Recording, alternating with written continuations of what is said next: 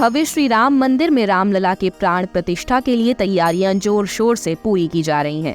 7,000 विशेष मेहमान और 4,000 संतों की मौजूदगी में पौष शुक्ल पक्ष द्वादशी यानी 22 जनवरी को रामलला की प्राण प्रतिष्ठा होगी। इस मौके पर विश्व के 50 देशों और सभी राज्यों से करीब 20,000 अतिथि भी अयोध्या में मौजूद रहेंगे। प्राण प्रतिष्ठा समारोह के लिए 20 दिसंबर से अक्षत वितरण अभियान शुरू किया जाएगा। न्योते के लिए विश्व हिंदू परिषद ने आमंत्रण गीत भी तैयार किया है। इस गीत में राम मंदिर के लिए दिए गए बलिदान और संघर्ष की बातें भी कही गई हैं।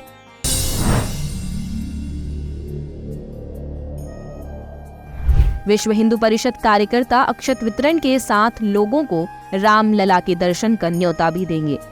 मगर श्री राम जन्मभूमि तीर्थ क्षेत्र ट्रस्ट ने 25 जनवरी के बाद लोगों को अयोध्या आने की सलाह दी है। इससे पहले 7 किलो चांदी और 1 किलो सोने से बनी प्रभु की चरण पादुकाएं 19 जनवरी को अयोध्या पहुंच जाएंगी। श्री राम जन्मभूमि तीर्थ क्षेत्र ट्रस्ट के अनुसार प्रधानमंत्री नरेंद्र मोदी प्राण प्रतिष्ठा समारोह में मुख्य यजमान होंगे। पीएम मोदी 22 जनवरी को ठीक 11 बजे राम मंदिर के परिसर में एंट्री करेंगे और 12 बजे पूजन के लिए बैठेंगे। पूरे देश की पवित्र नदियों और कुंडों से लाए जल से रामलला का अभिषेक होगा। करीब 3 घंटे तक पूजा होगी, मगर अभिजीत मुहूर्त में रामलला की प्राण प्रतिष्ठा पूरी हो जाएगी। 15 से 24 जनवरी के बीच कार्यक्रम के तहत पूजा पाठ के विशेष अनुष्ठान होंगे। 20 जनवरी से 23 जनवरी तक भक्तों को रामलला के दर्शन नहीं मिल पाएंगे। इन 3 दिनों में सिर्फ आमंत्रण पास वाले लोगों को मंदिर में एंट्री मिलेगी। श्रद्धालुओं की सुविधा के लिए श्री राम जन्मभूमि तीर्थ क्षेत्र ट्रस्ट ने प्रोटोकॉल वाले भक्तों को अयोध्या नहीं आने की अपील की है। आम लोगों से भी इस अवधि के दौरान रामलला के दर्शन के लिए अयोध्या नहीं आने और अपने घर पर ही लाइव टेलीकास्ट देखने की अपील की गई है। 25 जनवरी के बाद रामलला आम भक्तों को दर्शन देंगे। हालांकि करीब 1 महीने तक अयोध्या में वीआईपी मूवमेंट जारी ही रहेगा।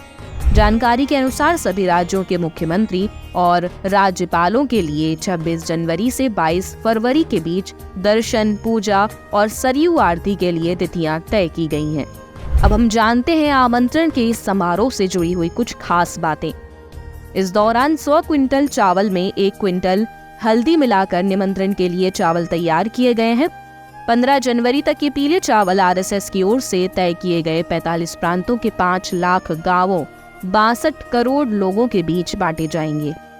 22 जनवरी 2024 को पूरा देश राममय नजर आएगा। देश के 5 लाख से ज्यादा मंदिरों में श्री राम मंदिर में प्राण प्रतिष्ठा का सीधा लाइव स्ट्रीमिंग किया जाएगा, जिसे कम से कम 8 करोड़ लोग देखेंगे। इन मंदिरों में समारोह के दौरान भजन कीर्तन भी किए जाएंगे।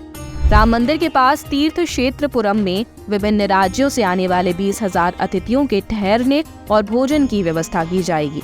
अतिथियों के लिए तीर्थपुरम क्षेत्र में करीब 35 फूड स्टॉल लगाए जाएंगे, जहां पर सभी मराठी, साउथ इंडियन, पंजाबी और नॉर्थ इंडियन व्यंजन परोसे जाएंगे।